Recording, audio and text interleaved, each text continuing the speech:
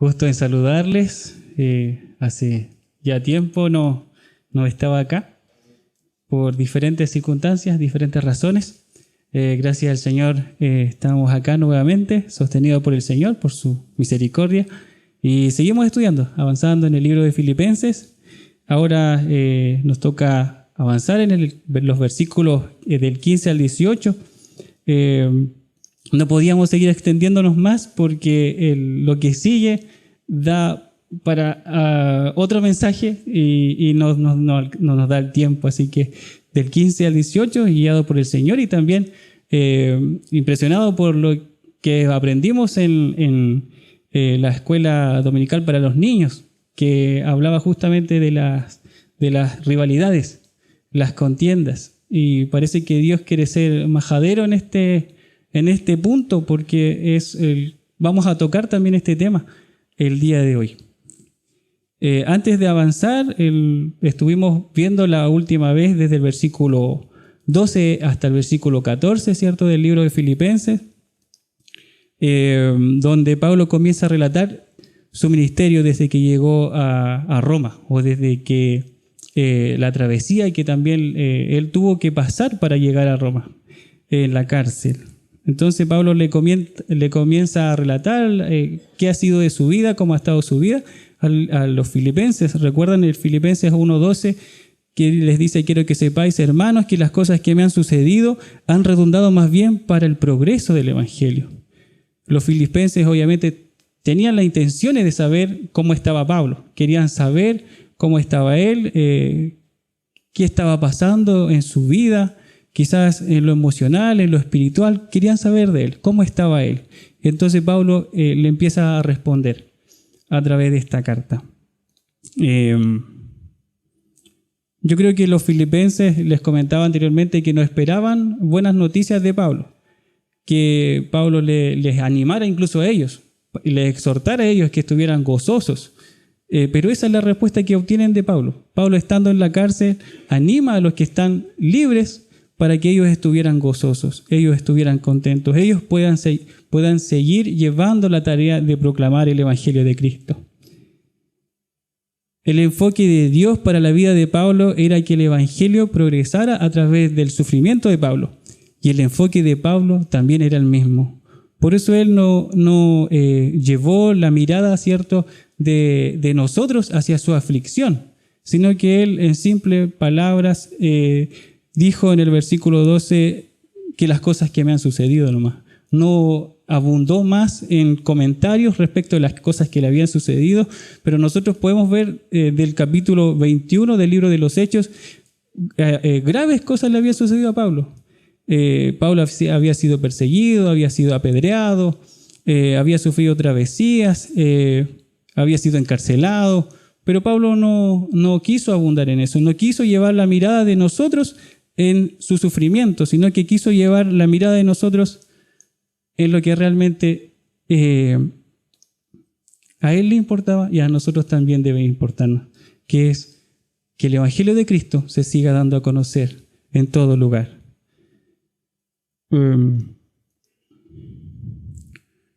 Nuestro Señor Jesucristo debe seguir dándose a conocer en todo lugar. Y se acuerdan, del versículo 12 se utilizó la palabra progreso, que en el idioma original procope, significaba un golpear hacia adelante. Sí, originalmente se utilizaba de un pionero abriéndose paso a machetazos a través de arbustos, haciéndose caminos. Tiene que ver entonces con quitar impedimentos u obstáculos, y en este caso para poder predicar el Evangelio de Cristo. Y eso es lo que hacía perfectamente Pablo.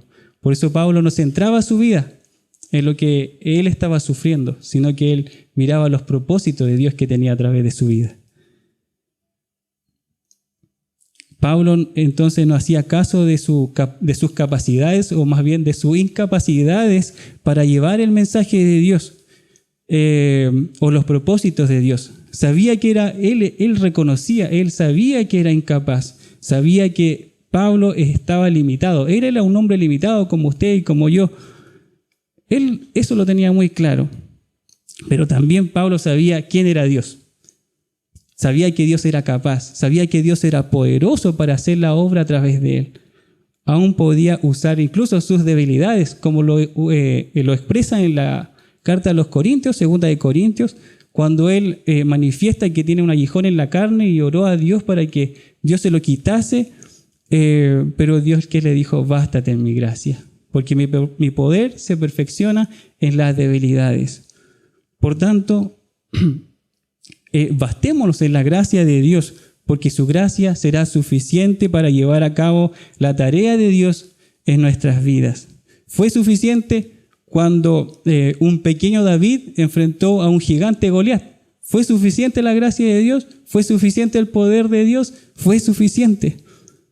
David derrotó a Goliat, no por sus propias fuerzas, no porque era fortachón. De hecho, la Biblia deja bien en claro que David era menudito, pero aún así, él pudo derrotar al gigante Goliat. ¿Y por qué lo hizo? No fue por sus capacidades, porque Dios estaba con él, porque Dios estaba obrando a través de él. David también confiaba en Dios de esa misma manera que Pablo confiaba que Dios era el poderoso, que Dios podía hacer grandes cosas a través de él. Por eso Pablo, cuando fue a los Corintios, incluso en 1 de Corintios 2, del 1 al 2, dijo que no fue con excelencia de palabras para impresionar a los corintios. No fue así, sino que se propuso solamente saber una cosa: predicar a Cristo y a Cristo crucificado. No se propuso otra cosa. No se propuso ser elocuente, no se propuso, aquí viene Pablo, el apóstol de Pablo, el que sabe muchas cosas de teología, qué sé yo. No, Pablo dijo, voy con un simple hombre que predica a Cristo y a este crucificado. Por eso Pablo no le importaban sus circunstancias, porque sabía que Dios estaba con él. Aún desde la cárcel podía ser usado también por Dios allí. En el versículo 13, después avanzamos, Pablo fue luz desde Roma, ¿cierto? Y la invitación era para nosotros que también nosotros seamos luz desde el lugar en donde Dios nos ha puesto. También seamos luz. Que todos conozcan a Cristo. O como dice Mateo 5:16, así alumbre vuestra luz delante de los hombres para que vean vuestras buenas obras y glorifiquen a vuestro Padre que está en los cielos. Y la mayoría de los hermanos, aunque no todos, se atreven a hablar de Dios y de su palabra sin temor. Terminamos con el versículo 15.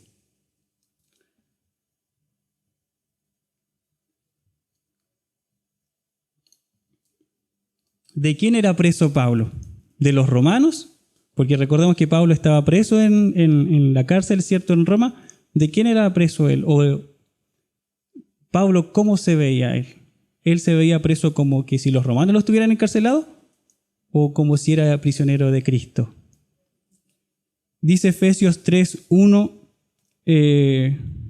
por esta causa yo, Pablo, prisionero de Jesús, de Cristo Jesús, por vosotros los gentiles.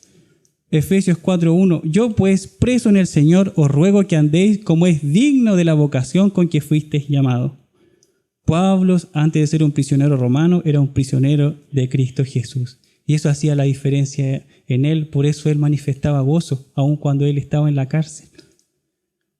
Por eso él podía mirar sus sufrimientos como un camino para que el Evangelio de Cristo siga progresando, siga extendiéndose en todo lugar.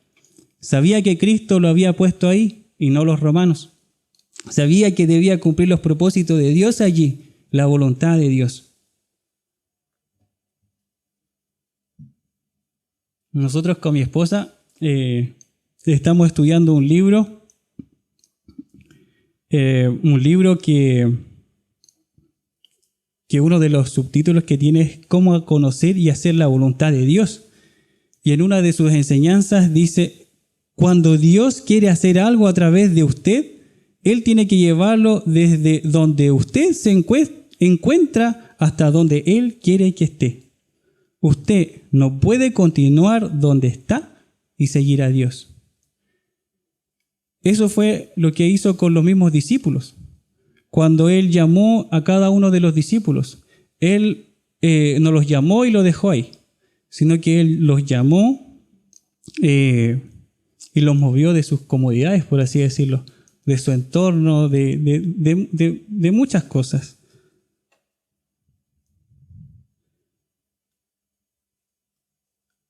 A algunos les cambió incluso la profesión. Como podemos ver, algunos eran pescadores de peces y el Señor les dijo, bueno, ahora tienen que ser pescadores de hombres. En Mateo 4, 18 al 20 dice, andando Jesús junto al mar de Galilea, vio a 2 hermanos, Simón llamado Pedro y Andrés su hermano, que echaban la red en el mar, porque eran pescadores. Y les dijo, venid en pos de mí, y os haré pescadores de hombre. Y ellos entonces comenzaron a preguntar a Dios, ¿y para qué quieres que te siga? ¿Qué pasará con mi vida si te sigo? ¿Tendré riquezas? ¿Estaré bien? ¿Mi familia estará bien? ¿O antes de seguirte, déjame hacer algunas cosas que tengo pendiente y luego te sigo? ¿Eso le dijo, hermanos? ¿Eso sale en la Biblia? ¿O yo tengo una versión diferente? No, ¿verdad, hermanos? No, eso no es lo que a lo que los discípulos respondieron al llamado del Señor. Más bien respondieron dejando al instante las redes, le siguieron. Al instante le siguieron. Hermanos, ¿qué impide que nosotros acudamos al llamado de Dios en este instante, ahora? ¿Qué está impidiendo que nosotros acudamos al llamado de Dios, a los propósitos de Dios? Pablo pudo encarnar muy bien la encomienda de Dios, ¿cierto? Lo que sale en Mateo 28, de ir por todo el mundo y predicar el Evangelio. Pablo pudo encarnar bien esa encomienda de nuestro Señor Jesucristo. Y aunque eso significaba hacerlo desde la cárcel, él sabía que también allí podía seguir progresando el Evangelio. El tema que nosotros vamos a ver hoy día es el gozo por anunciar a Cristo. Gozo por anunciar a Cristo. Y vamos a avanzar en el versículo 15. Dice, algunos a la verdad predican a Cristo por envidia y contienda, pero otros de buena voluntad. Esto va a ser como la introducción de los puntos que veremos más adelante. La envidia, la contienda y las rivalidades existen en todos lados, ¿cierto? En todos lados. En los trabajos nosotros lo podemos ver bien, si alguno está progresando, si alguno está teniendo mayores éxitos, como que algo pasa en nosotros. Algo se prende como una alarma de envidia y no debería ser así. Que los abogados tengan sus propias envidias, que los médicos tengan sus propias envidias, que ellos se valgan de sus carreras y todo, pero el cristiano no debería ser así. No debería tener envidia entre los mismos hermanos.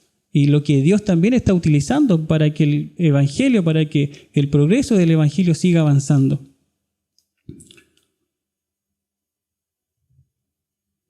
Entonces también nosotros lo podemos ver que en la iglesia también hay envidias.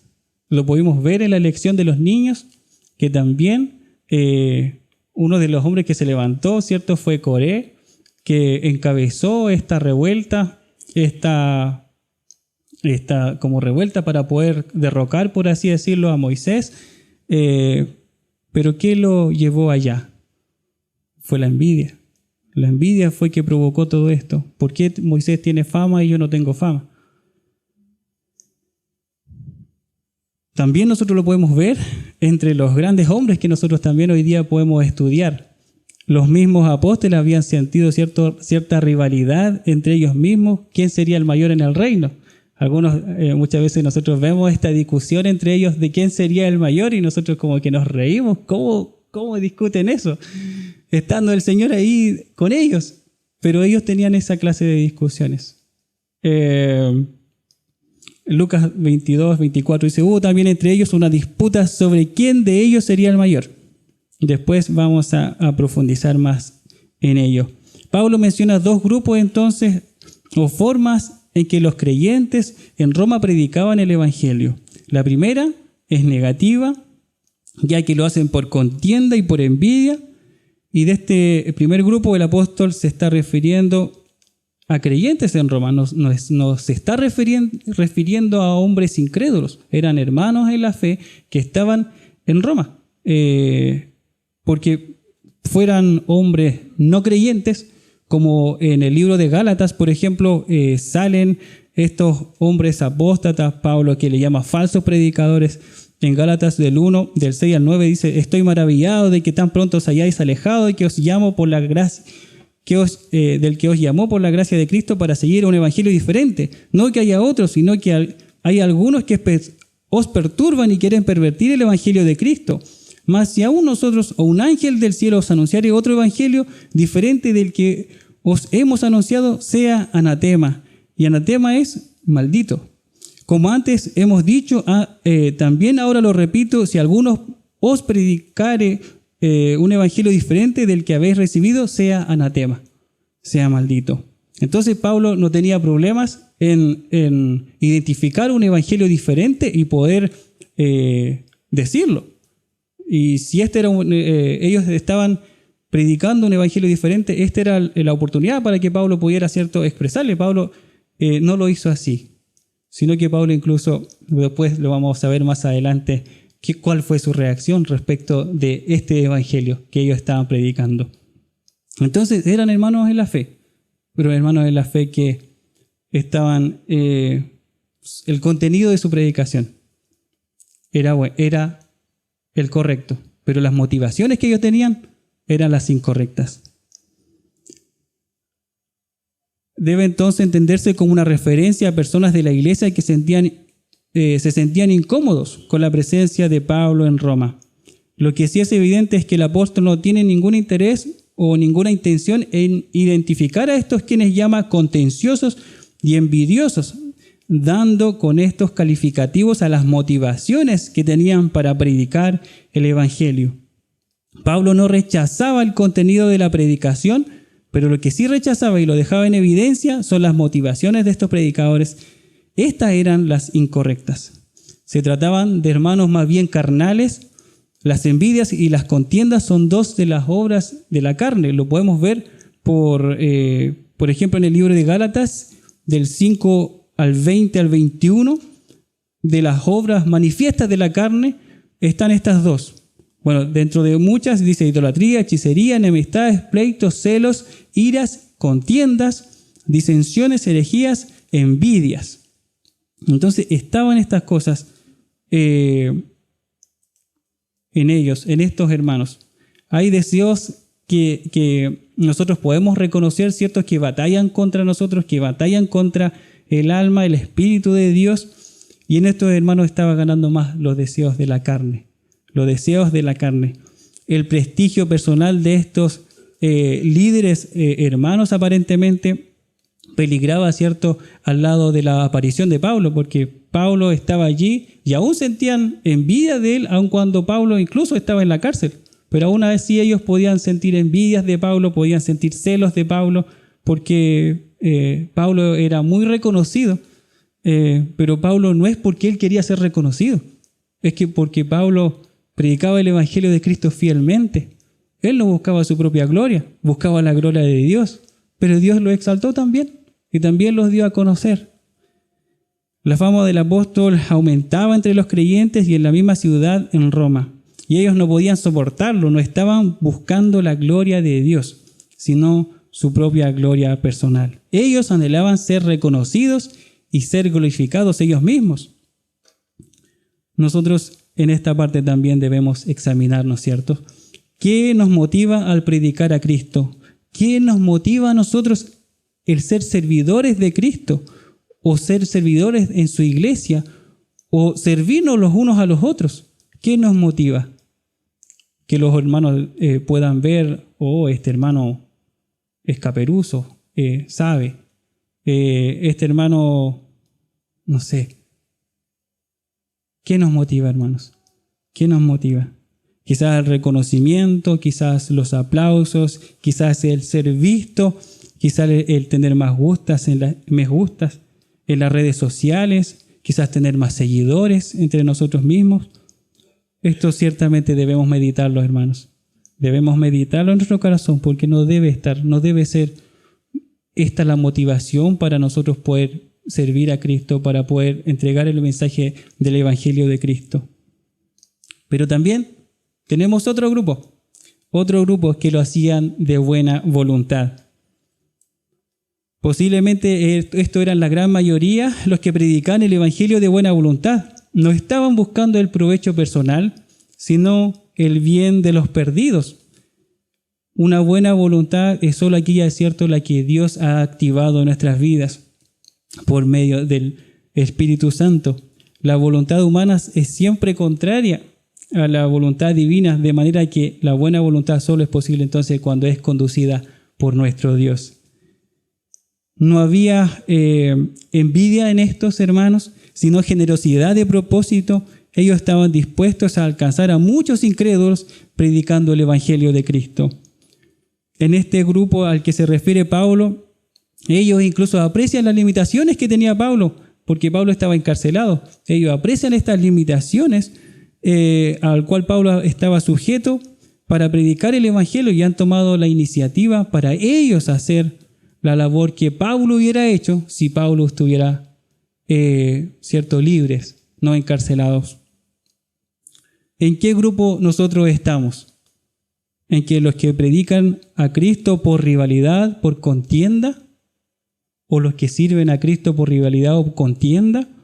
¿O los que lo hacen de buena voluntad? ¿Por quién nos estamos dejando llevar? ¿Por los deseos de la carne o los deseos del Espíritu de Dios? Vamos a profundizar más en estos dos grupos. El versículo 16 dice, los que anuncian a Cristo por contienda. Y ese es el primer punto y el primer grupo que vamos a ver. Por contienda, y otras versiones dice por ambición o por ambición personal. Por ejemplo, la Nueva Versión Internacional lo dice por ambición personal. Versículo 16, los unos anuncian a Cristo por contención, no sinceramente, pensando añadir aflicción a mis prisiones. Esta última frase del versículo 16, pensando añadir a las aflicciones, a las prisiones de Pablo, explica las palabras, cierto, contienda o rivalidad. Este grupo de hermanos que predicaba a Cristo y el contenido de esta predicación era correcta, como ya lo habíamos mencionado, pero sus motivaciones eran las incorrectas. Ellos envidiaban a Pablo y aún querían aumentar el sufrimiento de Pablo. Y cierto, no podemos nosotros quizás entre nosotros mismos actuar sorprendidos de esto porque podemos ver estos mismos y tristemente quizás entre los mismos pastores de la actualidad, ¿por qué no se visitan, por ejemplo? ¿Por qué no se apoyan? ¿Por qué no se aconsejan? ¿Por qué no se ministran todos? ¿Por qué con este sí y por qué con este no? No debería ser así la iglesia de Cristo. La iglesia de Cristo es una. Todos seguimos a un mismo Cristo. Vamos por el mismo camino. ¿Por qué se dan estas cosas, hermanos? Y esto muchas veces, porque es cierto, es porque hay envidia, porque hay contienda, porque hay rivalidades. Ya vimos que sí era posible entonces que se dieran estas cosas en la iglesia de Cristo, incluso entre los mismos apóstoles cuando ellos disputaban quién era el mayor, en Lucas 22, 24. Bueno, y como una anécdota para poder resumir y decir que en realidad muchas veces la carnalidad, la rivalidad está en nosotros, le voy a contar una anécdota de familia. Mejor va a ser solo va a ser mi anécdota, ¿ya? Para no afectar a nadie. Una vez nosotros fuimos invitados a un matrimonio con mi esposa, y otros familiares también, y estábamos pasándola bien, todo tranquilo, hasta que de repente se nombró la palabra competencia. Y como que ya no estamos tan bien. Como que las manos ya empezaron a sudar por sí solas. En la mente yo decía, bueno, hay que ganar. Pero era una simple competencia. Y era competencia entre las mesas. Fuimos... era un matrimonio, obviamente habían varias mesas y Era competencia entre las mesas, una simple competencia entre las mesas. Pero aún así me transpiraban las manos y quería ganar. Y uno de estos juegos consistía en decir, yo creo que hay algunos que de aquí se van a recordar, consistía en quién decía la mayor cantidad de palabras y utilizando la última letra. Por ejemplo, Filipenses, uno utilizaba la última letra de S, siervo. Y así continuaba la cadena y quién decía la mayor cantidad de palabras. Y nosotros como buenos competidores empezamos a organizarnos, ya tú dices eso, tú dices eso, tú dices eso, y al final, cuento corto, ganamos la competencia. ¿Para qué le voy a contar más cómo era de competitivo? Porque ahora el Señor ya ha ido trabajando eso en mí. Y ahora solo puedo disfrutar de las competencias, incluso cuando pierdo. Cuando gano, mucho mejor, pero cuando pierdo también. Volviendo al tema, y el punto número 1, los que anuncian a Cristo por contienda, no eran todos los que hacían estos en Roma, sino solo algunos que predicaban a Cristo por rivalidad. Estos buscaban su gloria personal, como ya lo hemos dicho. Pablo hace mención de ciertos problemas que habían ya en Roma. Antes de que él llegase a la carta a los romanos, él ya advierte que habían ciertas diferencias entre ellos, ciertos conflictos, al cual Pablo le llama que aléjense de esos hermanos, en Romanos 16, del 17 al 18. Entonces parece que estos hermanos ya estaban instalados allí.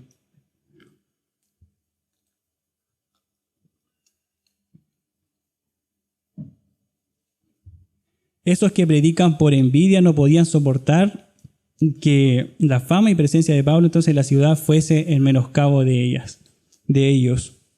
No estaban buscando la gloria de Dios, repetimos, sino su propia gloria. Aparentaban un compromiso de servicio al Señor, cuando lo que hacían es servirse a ellos mismos y a sus propios intereses. Esto contrasta, cierto, profundamente con lo que nosotros vemos en las Escrituras, con lo que el mismo Señor nos comisionó, con lo que Él mismo espera de nosotros.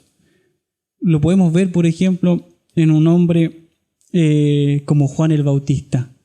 Juan el Bautista, cuando llegó Cristo, cuando él vio que Cristo ya empezaba a hacer la obra acá en la tierra, ¿qué hizo Juan el Bautista? Juan dijo, es necesario que Él crezca, pero que yo mengüe. Juan 3:30. No se trata de nosotros. ¿Y quién es el mejor? Se trata más bien de anunciar a Cristo. Se trata más bien de mostrar a Cristo, de vivir por Él, de vivir para Él y por medio de Él. Pablo identifica a estos grupos también en el mismo libro de Filipenses 2:21, porque todos buscan lo suyo propio, no lo que es de Cristo Jesús. Así actuaban este grupo de hermanos, buscando lo suyo propio, no lo que es de Cristo Jesús. ¿Y qué es buscar lo que es de Cristo Jesús? Vamos a volver a la disputa de los discípulos, de quién era el mayor. Desde el versículo Lucas 22, del 24 al 27, desde el versículo 26, el Señor les responde y les dice, si no sea el mayor entre vosotros, como el más joven, y el que dirige como el que sirve. Porque ¿cuál es el mayor, el que se sienta a la mesa o el que sirve? ¿No es el que se sienta a la mesa? Mas yo estoy entre vosotros como el que sirve. ¿Y quién era el mayor ahí de entre ellos? Cristo. Y esto era lo que Pablo manifestaba en su propia vida. Pablo, él lo podía encarnar, lo podía reflejar, los otros lo podían ver. El servidor de Cristo no tiene problema en que otros hermanos o hermanas puedan ser más vistos, puedan ser más reconocidos o tengan más seguidores en la iglesia, porque recuerda que es servidor de Cristo, porque recuerda que es servidor de la iglesia de Cristo, que somos nosotros, y porque todo lo que hace, lo hace no para su gloria, sino lo que hace, lo hace para la gloria de Dios. Hermanos, también porque recuerda aquel hombre, recuerda también que su vida está enlazada con la vida de Cristo y constantemente, como Pablo también, él lo dejó en sus cartas, constantemente se recuerda a sí mismo que ya no vivo yo, mas Cristo vive en mí, y lo que ahora vivo en la carne, lo vivo en la fe. Que su vida ya no le pertenece finalmente, que nuestra vida ya no nos pertenece. ¿Por qué yo voy a buscar mi propia gloria? Mejor busquemos la gloria de nuestro Señor. También recuerda de dónde fue sacado. Y eso también es importante, recordar de dónde nos sacó el Señor, de dónde estábamos nosotros, en qué condiciones estábamos. El Salmo 40 del 2 al 3 lo refleja muy bien. Me hizo sacar del pozo de la desesperación, del lodo cenagoso, pues puso mis pies sobre peñas y enderezó mis pasos. Puso luego en mi boca cántico nuevo, alabanza a nuestro Dios. Verán estos muchos y temerán y confiarán en Jehová. Hermanos queridos, ¿de dónde te sacó Dios? ¿Por qué vamos a buscar nuestra propia gloria? De donde nosotros no podíamos salir, de allí nos sacó nuestro Dios, del pozo de la desesperación, del lodo cenagoso. Y porque recuerdo todas estas cosas, ¿cómo me voy a enojar o voy a tener envidia del hermano que anuncia a Cristo o que sirve a Cristo? ¿Por qué voy a tener envidia? Y una cosa más, el siervo fiel hace las cosas de modo que las gentes sigan al Señor y no a Él. Dice Juan 1:35 al 37, el siguiente día, otra vez estaba Juan y 2 de sus discípulos, y mirando a Jesús que andaba por allí, dijo: He aquí el Cordero de Dios. Lo oyeron hablar los discípulos y siguieron a Jesús. Dejaron solo a Juan el Bautista, pero él no se enojó, él no protestó, porque eso es lo que él estaba haciendo, que todos miren a Cristo, que todos sigan a Cristo, que no lo sigan a él. El verdadero hermano en la fe o predicador hace entonces que los demás sigan a Cristo, no a él. No quiere gloria personal, sino la de Dios. No debemos entonces anunciar a Cristo por envidia o contienda. ¿Cómo entonces debemos hacerlo? Debemos hacerlo por amor. Los que anuncian a Cristo por amor. Llegamos a nuestro segundo punto, versículo 17, dice: pero los otros por amor, sabiendo que estoy puesto para la defensa del Evangelio. Entonces, la forma correcta es hacerlo por amor. El estímulo de la conducta correcta es el amor. Esta es la motivación de los creyentes espirituales. ¿Se acuerdan que la motivación de los que predicaban anteriormente a Cristo era por la envidia? Pero la motivación correcta de proclamar el Evangelio de Cristo debe ser por amor. Es el amor que Dios mismo produce en nosotros, ¿cierto? Por su Espíritu. Gálatas 5:2, ¿cierto? Vemos todos los frutos del Espíritu y uno de ellos es el amor. Y nosotros en esta parte debemos preguntarnos, ¿quién amó primero? ¿Nosotros amamos a Dios primero? No, ¿cierto? Dios nos amó primero. Fue Él. Ciertamente fue Él. Nosotros ni le amamos primero, ni siquiera le buscábamos a Él. Nosotros más bien estábamos en el pozo de la desesperación, como dice el Salmo 40, en el lodo cenagoso, donde no podíamos salir por nosotros mismos, donde necesitábamos ayuda de alguien que nos sacara de ahí. Y ese fue Cristo, nuestro Salvador. A estos que aman la obra del Señor y la proclamación del Evangelio de la gracia, no les molesta la presencia de Pablo, no les molesta sus dones, no les molesta sus talentos, no les molesta la autoridad que Dios le había dado. Solo deseaban obedecer lo que Cristo había establecido, de ir por todo el mundo y predicar el Evangelio. Como aman al Señor, desean obedecer sus mandamientos. El amor y la obediencia van siempre unidas. Como el Señor dijo: si me amáis, guardad mis mandamientos. El que tiene mis mandamientos y los guarda, ese es el que me ama.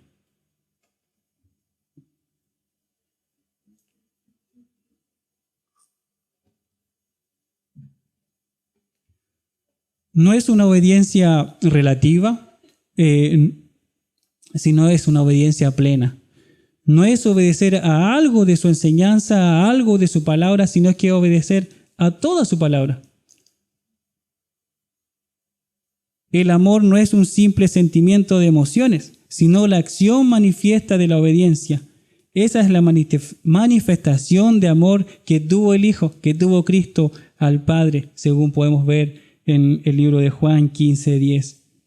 La obediencia entonces es la manifestación visible del nuevo nacimiento, de modo que si alguno está en Cristo, dice su palabra, nueva criatura es. Las cosas viejas pasaron, he aquí todas son hechas nuevas. El hombre caído nosotros podemos entender y podemos comprenderlo porque quizás no puede obedecer a Dios, pero el hombre regenerado por Cristo es prácticamente incomprensible porque no puede obedecer a Dios. El hombre caído sin regeneración no puede ni quiere obedecer a Dios, pero la obra salvadora y la regeneración del Espíritu cambian el estado de desobediencia en el de obediencia al trasladarnos del poder de las tinieblas al reino de nuestro amado Señor Jesucristo. Jesús nos llama también a la obediencia a sus mandamientos como expresión de amor a Él. Por esa misma razón, los que están saturados de amor, estimulados también por el ejemplo de que Pablo mismo les daba a ellos, se vuelcan por amor, ¿cierto?, en el anuncio, en la proclamación, en el progreso del Evangelio. Los hermanos filipenses también estaban preocupados para que el Evangelio progresara. Y no solamente ellos lo decían de palabra, sino que ellos también lo manifestaban, lo hacían, se preocupaban de Pablo, oraban por él y también, ¿cierto?, intercedían por él en las necesidades que él tenía. Estos hermanos, entonces nosotros, ¿qué haremos? ¿Qué haremos? ¿Anunciaremos o serviremos a Cristo por amor o lo haremos por contienda? ¿Qué decisión tomarás, hermanos? Estos hermanos lo hacían por amor, también porque saben que el apóstol estaba puesto para la defensa del Evangelio. Estos hermanos en Roma entendían claramente el ministerio de Pablo. Sabían que Pablo había sido escogido por Dios, que Dios le había dado esta tarea de ir y predicar el Evangelio. No se trataba de un deseo personal de Pablo, no se trataba de otra cosa, sino la determinación soberana de Dios para él. Los creyentes sabían que había sido puesto, entonces destinado, comisionado por el Señor para la defensa del Evangelio. Todos los creyentes espirituales mantenían plena comunión con el apóstol por tener el mismo objetivo, la defensa del Evangelio. Colaboraban con Pablo en la defensa vigilante del mensaje y del trabajo que suponía la evangelización, en las ofrendas, como ya veíamos, en la oración, en la administración de las necesidades de Pablo. El amor de Dios había sido derramado en sus corazones y querían ellos también demostrar lo que había hecho Dios en su vida, obedeciendo al mandato del Señor de ir y predicar, aun si eso significara que ellos mismos podían tomarlo preso por predicar el Evangelio de Cristo, porque la única causa por cual Pablo fue arrestado y fue llevado a la cárcel era por predicar el Evangelio de Cristo. Y estos hermanos estaban queriendo predicar, queriendo extender el reino de Dios y querían hacerlo con la motivación correcta, querían hacerlo por amor, pero aún ellos no miraban quizás las circunstancias que se le podía venir. Perfectamente podían tomarlos presos y también dejarlo en el mismo calabozo donde estaba Pablo, pero a ellos no les importaba. Ellos sabían también que ellos mismos también hicieron parte. Dijeron, nosotros también estamos por la defensa del Evangelio. Esto era motivo más que suficiente para ser valientes. Ellos también, como Pablo y seguidor, y seguir predicando con denuedo, pues se gozaban de la libertad que el apóstol no tenía. La defensa del Evangelio entonces es decir la verdad de lo que Cristo ha hecho en nuestras vidas. Como lo hizo Pablo en muchas ocasiones, él dijo, yo antes era perseguidor de la iglesia hasta que Cristo me alcanzó. Y ahora quedé flechado a Él, quedé unido a Él y ahora mi vida le pertenece y ahora soy su siervo. Y hago lo que y obedezco según Él me instruye por su palabra. Cuando tienes una buena noticia que dar, dudo, ¿cierto?, que usted lo haga de mala forma, de mala gana, o quizás enojado por tener una buena noticia, porque esta noticia me llegó a mí y lo voy a dar enojado. No, ¿cierto? No es la forma en que nosotros lo hacemos. Lo hacemos alegre, lo hacemos contento, lo hacemos con gozo, lo hacemos con amor. Hoy día, amigo, amiga, yo también le traigo una buena noticia. Dios quiere salvar tu alma. La palabra del Señor dice, el anhelo de Dios es que todos procedan al arrepentimiento. Él es un Dios de amor, pero también quiere amarte a ti. Quizás estás tú en el lodo cenagoso, quizás tú estás viviendo una vida que no encuentras escapatoria. Es por esa razón que Dios también sabe eso. Por eso Dios envió a su Hijo Jesucristo para morir por ti en aquella cruz. No necesitas pagarle nada para que sea tu Salvador. Porque la salvación es por gracia, es gratuita. No necesitas de un momento especial quizás. Solo necesitas entregarle tus cargas. Él sabe que estás cargado. Él sabe que estás lleno de problemas. Él sabe también que estás lleno de pecado. Y la única invitación de Él es que tú vengas en arrepentimiento y fe y puedas acudir al llamado del Señor. Él es su anhelo, porque es un Dios de amor. ¿Y qué haremos nosotros? Nuestro anhelo y gozo es que así lo hagas también. Es que todos procedan al arrepentimiento. Porque el anuncio del Evangelio de Cristo también a nosotros debe traernos gozo. Porque es una esperanza que se pone, una semilla de esperanza que se pone en aquel que no tiene esperanza. Pablo podía ver la gravedad del hombre que muere sin Cristo. Y por eso él, aunque habían motivaciones equivocadas, igual se predica a Cristo, dijo. Y en esto me gozo, y me gozaré aún. Y esto es el tercer punto, gozo por anunciar el Evangelio. Versículo 18, que pues, que no obstante, de todas maneras, o por pretexto o por verdad, Cristo es anunciado, y en esto me gozo y me gozaré aún. Esto era lo que a Pablo le importaba, que Cristo sea anunciado. Y es también a lo que a nosotros debe importarnos hoy día. Lo que importaba para él no era el modo de predicar de algunos, ni las intenciones con que lo hacían o sus motivaciones, sino que de un modo incorrecto o de otro correcto, Cristo era predicado. La gravedad de que alguien muera sin Cristo es tremenda y Pablo lo podía ver. Era como si el apóstol dijese, bueno, no sé si lo pensó así, yo creo que no. Es como si dijese, no me importan sus motivaciones. Lo que deseo es que la proclamación de Cristo se lleve a cabo. Porque en sus motivaciones, ¿quién era el afectado? ¿A quién estaban buscando disminuir? ¿A quién estaban buscando menoscabar?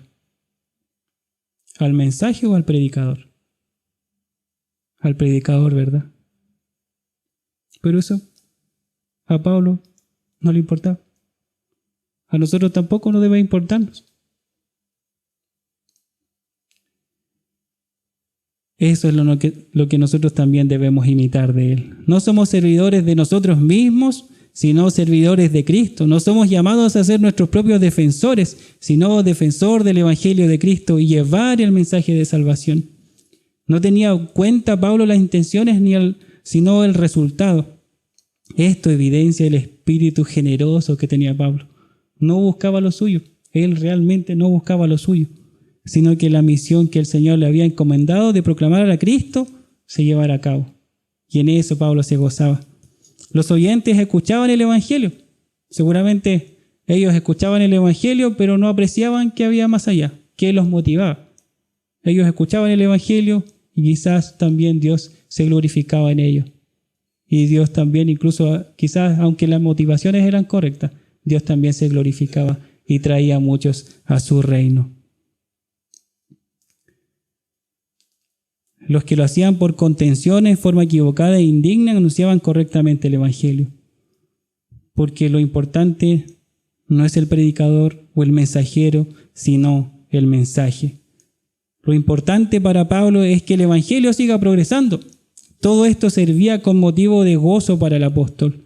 Los que predican el Evangelio por envidia y ambición pensaban aumentar aflicciones a las prisiones de Pablo. Pero lo que realmente aumentaba en Pablo era el gozo. Ellos darán cuenta a Dios, ¿cierto?, algún día.